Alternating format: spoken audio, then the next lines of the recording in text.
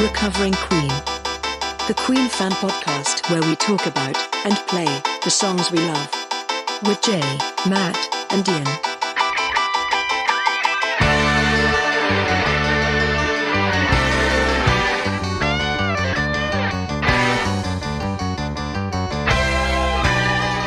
Welcome to the Recovering Queen podcast, where we take a Queen song, cover it, chat about it, and discover the methods and the madness of the greatest band the world has ever seen, Queen. And with me, as always, are Ian and Jay. Hello. Good evening. Right, so what track are we doing tonight, gents? Rain Must Fall? Rain Must Fall. Oh, God. Not a favourite of Ian's by the sounds of it. This is one that's got to be in the running in every poll you ever see about, the worst Queen tracks, and Rain Must Fall is always there. Yeah, but I listened to the original version again today, and it's a production issue again, isn't it? Because it's a little bit like the body language thing in the fact that it's just super fun. As in, if you just take it as this utterly plasticky, kind of just silly throwaway song, if you treat it like that, it's all right. I mean, it has no gravitas whatsoever, does it? No. For me, yeah, the production is appalling. It's horrible. It's horrible. There's that kind of really rubbish anecdote about how Roger put loads and loads of percussion on, and then they all took it off again. But to me, it doesn't sound in any way played. Oh, but it's not played. All that stuff is programmed, isn't it? Yeah, absolutely. Is it David Richards? It'll be David Richards. Yeah, David Richards. So he's programmed it all. And then Rogers, I think, tried to put some percussion on the top, but then it's lost its open sound. Yeah. But it's that open, plasticky, fake sound that I think's so horrible. Back in the day, I started making music on a Casio Tone MT70 that had all that backing and the arpeggiator and the rhythm chords and the fill-in button, and you could press 2 buttons down to get the minor key, and it sounds like that they've got the Samba number 1 set with the chord arpeggiator going, and it really has no place being anywhere near Queen. It's more John Shuttleworth for our international listeners. John Shuttleworth is a comedy performer, an old man who plays a Bontempi organ. And this track, to me, sounds along those lines. I have a real problem when I listen to it because it always makes me feel slightly schizophrenic because I'm listening to it and I feel very confused because I can hear the melodies. And also, it should be noted that the verses are pretty much Candy Staton, aren't they? Young Hearts. I mean, that's... Oh, yeah. I don't even know. I don't even know if anyone's ever said that. Well, I wonder if they were even aware of it. But it's like one of those things. Like as soon as it's pointed out, it's like, yeah, it's. Well, I mean, I remember the very first time I played it. To me, it was like, oh yeah, it's that disco track, isn't it? I'm surprised in this day and age that hasn't been kind of retrospectively. Absolutely, yeah. No, that's done a claim against. Well, it may have done. I don't know whether you'd hear about it with a band like Queen. Yeah, possibly. With a band like Queen, it would be they would receive the writ and they would deal with it. So you listen to it, that's a great melody anyway. That's a fantastic melody. And the rest of the melody is absolutely, for me, it's sublime. The bridges, Fairy Tale Existence, it's such a lovely bit of melody. And I think, wow, I love this melody. And then like you two were saying, you've got this sort of Bontempi crap going on in the background. And you're going, why do I feel weird about listening to this really lovely song? And it's like, yeah, it's this background stuff. It's these, it's like being on a cruise ship and you can't get off. Going round and round and round in circles for me. Absolutely. And now to not backtrack on what I've said before, I couldn't hear past that at all. I never have. I've always skipped that track. But hearing your version, Jay, it's like, oh, hang on a minute. They've done it again, haven't they? They've got this bass quality of great songwriting. And yeah, you're right. That Fairy Tale Existence melody is absolutely beautiful. Yeah. Freddie's performance is fantastic. Yeah. I mean, it's just John Deacon is just, and we've said it every time we've talked about John Deacon, his ability to write really good pop melodies and have no pretension in the song whatsoever. Unfortunately, the production really lets it down. I don't think any of us are a fan of any parts of the production of The Miracle as a whole. It's a difficult listen, isn't it? The Miracle is very, very odd production, the whole thing. I think it's because said that they were going to go back into the studio and go back to their roots. You know, we're going to go back in and record an album like we used to. And then they just abandoned that because Brian's busy with Back to the Light. Roger's busy with Shove It. Freddie Mercury's busy with Barcelona. And John's apparently busy going on skiing holidays. So it's like, that's it. They're never in the studio at the same time as each other. So of course, Roger's off doing a tour of Europe with his band, The Cross. Yeah, with The Cross. And then and so Freddie's gone, oh, David, can you program some drums for me, some percussion? Right. And then that makes sense. And then that's the groove of the song. And then, well, yeah, the Miracle really misses that actual band performances. And when it does have a band performances, like, was it all worth it? It's like, a holy moly, that's great. Yeah. It's one of the best Queen songs It ever. is. Yeah, it's like night and day, isn't it? Yeah. And the rest of most of the production on The Miracle is so sterile, with nothing going on whatsoever emotionally. So who wrote the lyrics on Rain Must Fall? Is that John or is that Freddie? Because they're pretty clunky at times. Yeah, it's a collab, isn't it? It is like Cool Cat. This track, it's a collab between John and Freddie. Yeah, I mean, I was going to say I found it particularly difficult. What was it? Something about you bully me with property and finance. Property and finance. It's like, I understand the lyric though. It's a kind of magic. It's a crashing down of reality, isn't it? It's like saying, you know, you've got this ace life, but even though I'm Freddie Mercury, even though I'm John Deacon, I still have to get my gas bill and I still have to sort it out and I still have to sort out this and I still have to sort that. You know, there's always a little bit of rain, even in my ludicrously sunny life.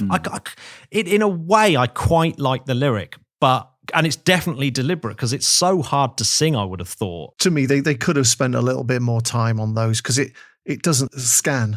And there's that other one as well where you need to share your opinion on it. And it is like, yeah, the idea that your life goes up and down. Yeah, I get that. Yeah, the meaning. Yeah, the meaning of it is fine. They just needed to spend a little more time. And, you know, from what we can judge from what was going on in their lives at the time, they chose perhaps not to spend the time on it. We're not even covering the weirdest bit of the lyric, and that's the calling out of Florence Joyner. Yeah, absolutely. Like literally going Flo Jo, you know, and it's written Flo Jo in the lyric sheets and things like that. So it is a call out to Florence Joyner, the disgraced female athlete, who wasn't disgraced at the time, I seem to remember. There was lots of... I don't know who she was. Well, it was lots of rumours going... No, there was lots of rumours going around that she was a drug cheat. She suddenly went very fast, didn't she? That was her thing. Like in a short space of time. Yeah. Her record is still by far the fastest female sprint, and nobody really takes it seriously anymore because it doesn't seem achievable. And she died young from what?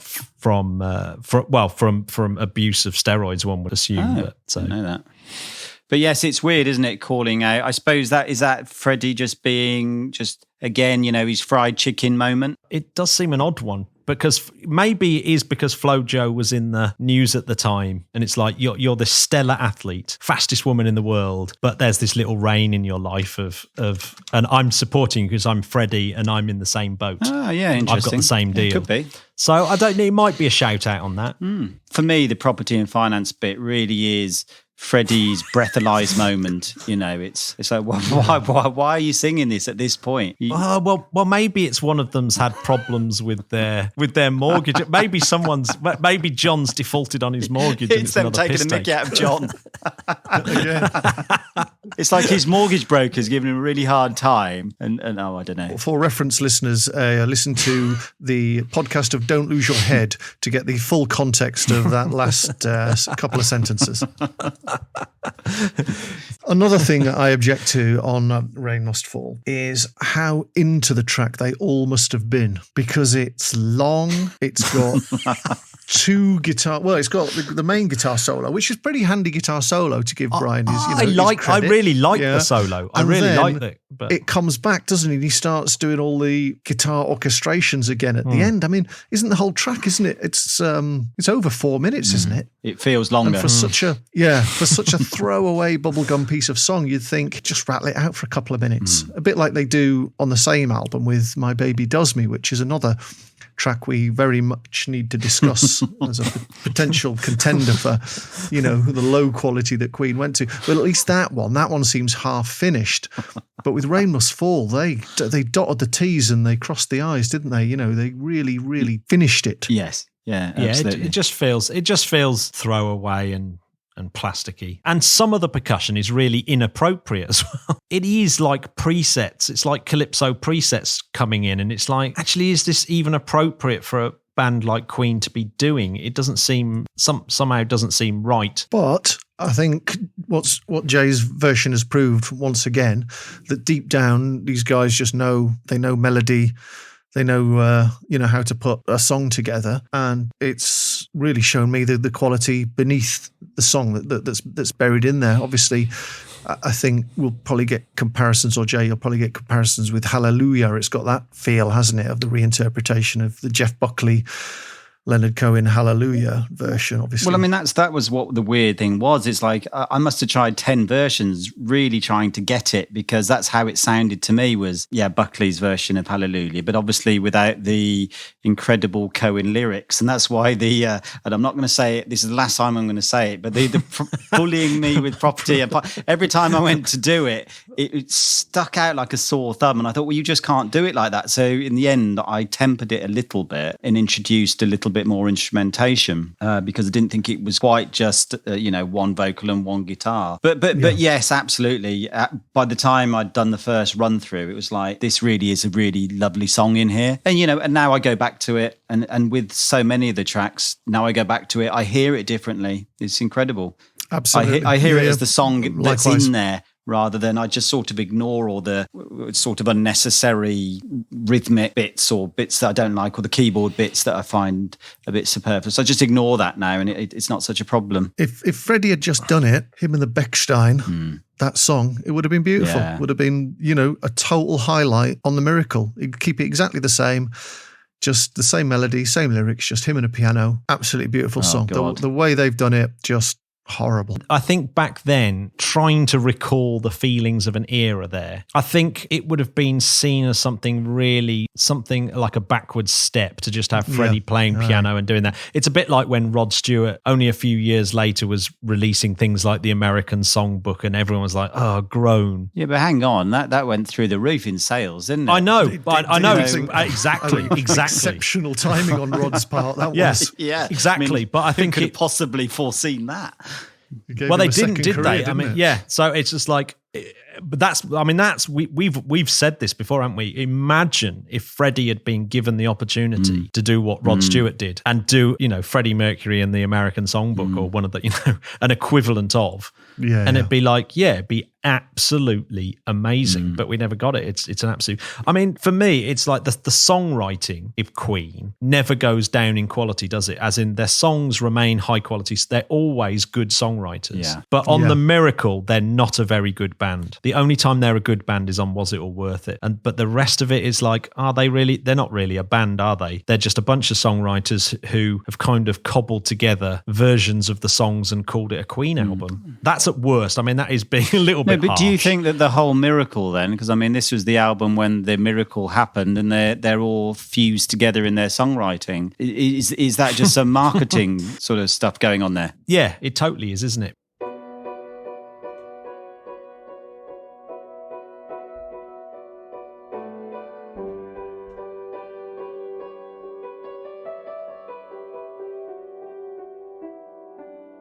I guess in some ways, The Rain Must Fall is kind of poignant. They're all having fun, but they must all know that there's something horrendous on its way. So it's a bit of an odd one. I've got a real odd relationship with the entire Miracle album. No, likewise. It feels weird, doesn't it? I mean, what I noticed was, we were doing an album, weren't we? We were looking at an album. We went through the catalogue, and it got to this album, and I just did not know what to do. And I would look at each song and I would be none the wiser. I mean, it was such a difficult album to come up with. For me, to come up with a cover in any way, shape or form was probably one of the hardest things I've ever had to do in my life. No, it was difficult, but yeah. Yeah, it was very difficult. There's no kind of obvious ones to choose, is there? I mean, what are you going to start? Khashoggi ship on your own in your bedroom? I had a good night, jamming away. That would be a bold choice. Just going perpendicular for a second, you know, there's a software, isn't there, where you can sample someone's voice into it and then it can replay you speaking. You heard of this?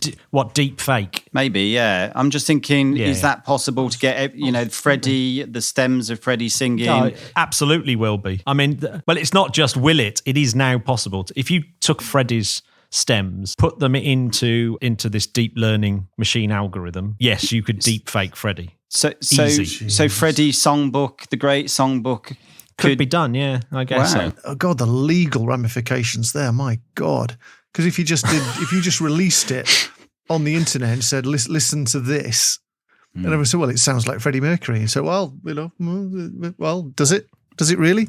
They couldn't It's not Freddie. It's not Freddie. No, but I think I think there is going to have to be some kind of changes in law when it comes to the deep fake thing. Well, as long as you're not selling it as Freddie, as long as you don't mention Queen and Freddie, but it is Freddie. It's definitely a new field that's opening up. It's a little bit like Brian May performing some of the songs now with a projection of Freddie. It's all new territory, isn't it? Yeah, I mean, and you think this is new territory now. What's it going to be like in 20, 30, 40 years? Not even 20. I think this is the big, I think over the next 4 or 5 years, we're going to see lots of shit in this arena. I think this is going to be this is one of the sort of big things that's going really fast right now.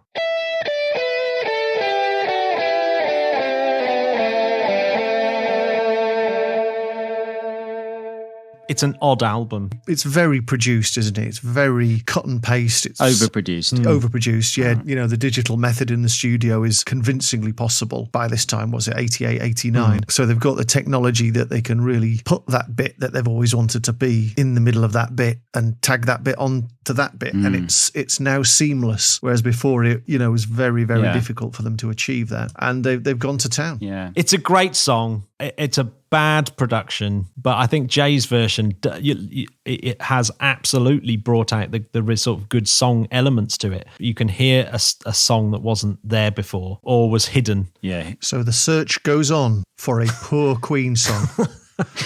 Please do tune into future podcasts to see if we ever find a Queen song that is truly unworthy. But here it is. Rain Must Fall.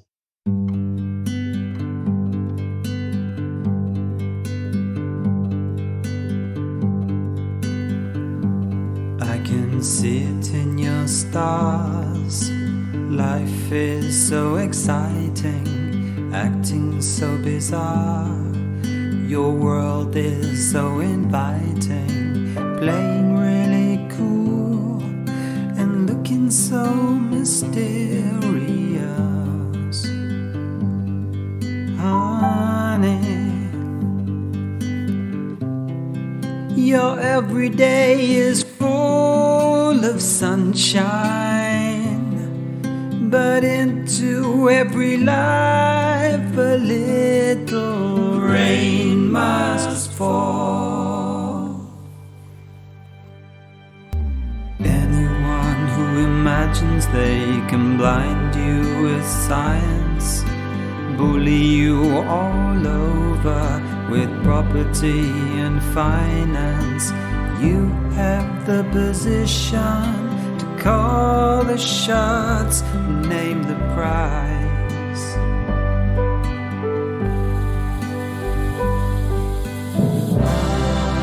You found success and recognition, but into every life a little rain must fall.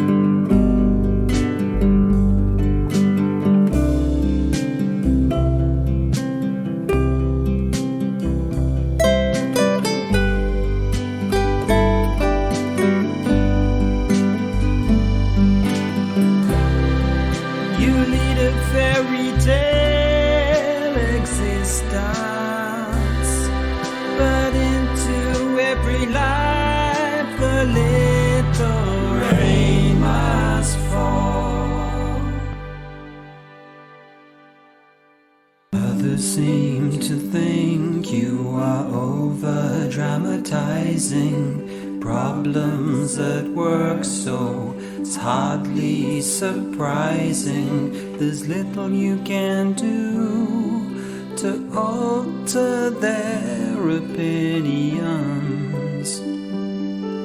Honey,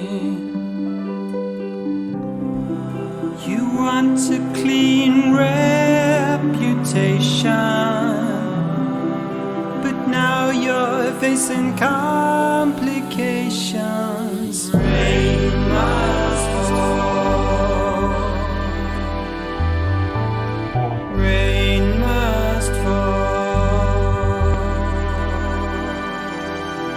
Rain must fall.